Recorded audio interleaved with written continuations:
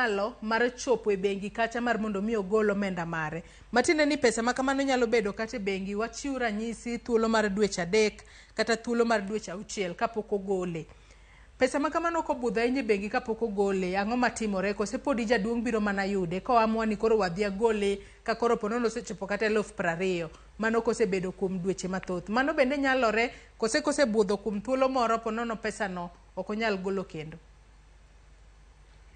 Joyce yawa, pesa ma ji manya ni pesa be nyabudho adieri. Pesa kochopo to aparo ni kata ka en jaduong' ma koro ni ok onyal, dong jodongo gi nitie joma konyogi.